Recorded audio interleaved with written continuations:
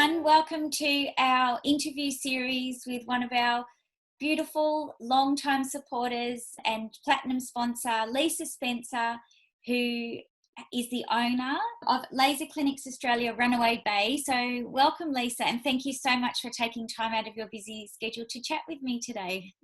Thanks, Jodie. Nice to see you. Nice to see you too. It's been so long. So Lisa has been a very loyal and long-term supporter for about four years or so of Women of Influence, and we're truly grateful for the support that you've shown us and all your wonderful prizes and attending all of our events. And Lisa was our guest speaker at our last event, one of the panelists, and we loved hearing from Lisa then, and I'm sure everyone will love to hear from Lisa today and hear about what she's been up to. So can you just tell everyone firstly a little bit about your business or line of work? Yes, of course. Business is Laser Clinics Australia. We are a great fun business. We're a results-driven company. We only do aesthetics treatments which actually provide a change and a result in people's lives and lifestyle. So we do things like the laser does permanent hair removal. We do calorie reduction. We do pigment removal.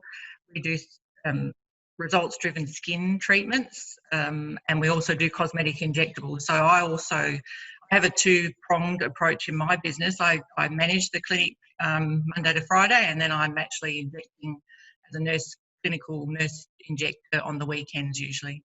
Oh, you're a busy lady. Yeah, it keeps me away from my teenager. I always tell people the reason I work is because I've got a teenager at home. Oh my gosh, I feel your pain. I feel your pain. Yes. We have just been, in lockdown the last couple of months. Yes. So yeah. I know that things are changing, and I'll get to that in a moment. But can you just tell us a little bit about your typical day throughout that time? Because I imagine your business was hugely affected because of the Yes, yeah. We were actually shut down from the government, asked us to shut down on the 25th of March, and we had a 6-week period there, which was very uncertain, very stressful, because at first, the Prime Minister was standing up giving us this 6-month time frame, and my staff weren't coping with that time frame at all, because they're not very, my staff are very sensitive to being bored. I would say they really like doing their job and they like being busy. So yeah, shutting down was really hard for us. But my routine, gosh, I'm actually one of those people that didn't really achieve a lot. I enjoyed my typical day was I'd wake up and my daughter would climb into my bed with me and bring me a cup of tea. So that would be my start to the day, which was just lovely. We both just relax really, and then we would gradually get through some meetings. I would get through a Zoom call with my head office, and then watch a series of Gilmore Girls. Did a bit of gardening. So I didn't actually, I still haven't done my ironing. I still haven't become fit and furious. So I actually just had a very big downtime. I haven't cleaned out one cupboard either the whole time, and I thought I was going to clean out the whole house. Do you know what, Lisa? I love what you've just said, because initially you told us that you work so hard. You work pretty much 7 days a week. So you earned that 6-week break. You really sure did. Yeah, I did. You earned that, and you've indulged in that and appreciated that and had beautiful time with your daughter. And I absolutely love what you've just shared with us. I really love that. You did have challenges, obviously, that was scary for you and your staff, not the unknown, the fear of the unknown. I think what's happening, but what were your biggest challenges throughout this time? I think I spent about 3 or 4 days feeling a bit sorry for myself when we got shut down and soft, and then I pulled myself up, because I am resilient, and I'm not only am I resilient, I've actually got quite a bit of grit. So and I need to transfer that to my staff, because they were in I was getting messages 2 days after they shut down that they were bored. When can we go back, what can we do? So we had a lot of meetings, just getting them frequently on a Zoom call, trying to make all of them talk. They're all sitting there, like I've got a screenshot of them all when they're all very miserable, which was quite cute. So that was really challenging, is trying to keep their spirits up and to explain to them that the Prime Minister, what he was doing with the 6-month thing, I believe, was what we do in our business, which is under promise and over deliver. So I'm trying to explain to them in their own way of thinking about it. So just to go day by day and enjoy it. So I guess it was a challenge of leading your people Yes, the leadership through part of it. leadership part of it. I can totally Mm. relate that leading people through that tricky time. Yeah. You know, you feel Without being able to touch them and see them, and yeah, yeah, I can completely relate to that. And we were chatting before, you know, a little bit earlier. You shared with us that you're back in business. Your yes. clinic is open again, which is wonderful news. So just share a little bit about that experience. It's just so exciting to get everyone back in, and all the clients that we've seen. It's been really a really good feel, because the clients are just, they walk in the door and they just stand there and breathe in the air and say, "Oh, it's so good! It's so good to see you guys. I've been needing to see you." You know, because it is quite a community. Runaway Bay is a nice little community. We know our clients. We see them over a long period of time.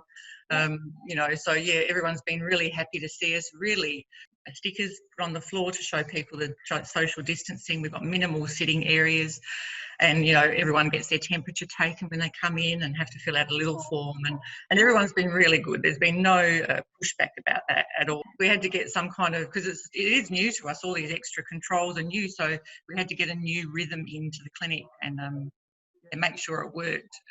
Because there were health inspectors out. Like on Sunday, we had a visit from Queensland Health to make sure everything was scratched and that we're keeping records, and all of the signage was up. So So do you really think these are likely to be permanent changes now, like all of these extra measures? Are they likely to be pretty permanent for the foreseeable future? Well, with my dermal therapists, they incorporate infection control in their laser work anyway. So they're used to wearing they wear gloves all day anyway. They wear masks when they laser for the plume. So they are very used to the personal protective equipment, because that's what we use. We use it all the time. The difference is the spacing, that we have to stay away from people, and also just having one person in a room, because sometimes mums like to come in with daughters when they're having a treatment, or people like to sit with their friends when they're having a treatment, just so that they can see what's going on. And we had to stop that, which is sort of feels a little bit unfriendly, but people are understanding. People are really good about understanding that we're still being really careful. So you've talked about, your business, the changes there, but what about your life? So reflecting on what you've been through in the last couple of months, how will your life change? I actually don't think it's going to change a lot, to tell you the truth. I really appreciate my age at this stage, because of the fact that I can reflect back. Like, I've been nursing for 30 years, so I've lived through lots of potential pandemics, the ones that we were scared of, like bird flu, SARS, swine flu, H1N1. So it's not like it's new to me. The difference in this one has been the accelerated spread, and also the social media that's been really quite difficult. Like, I know my daughter and I, at first, we were putting the TV on in the morning with our cup of tea, and then it was just getting a little bit too much, the news. I don't think I will see much change in myself. I've always, I had mental health nursing background, so I've always been really good at gratitude, because being grateful for the things that you've got is essential in life all the time. But this has just made everyone focus on it, which is lovely. It's made people positive and a little bit happier. I think so too. I totally agree. And my last question for you, Lisa, is, I guess we're already coming out of it, but what was something you were most looking forward to? What are you most looking forward to now that this is almost over? Kind of over. Well, I actually would like this positivity and momentum to keep going. Of course, I want the momentum for the business too, because we've actually got, really good bookings and people are back and they're happy. But I would love that sort of good vibe to continue. Really. So let's push on and keep it going. Yeah. Thank you, Lisa. It's been lovely interviewing you and hearing all about, what's been going on in your world. And thank you for sharing today. Thanks, Jodie. Thanks for having me.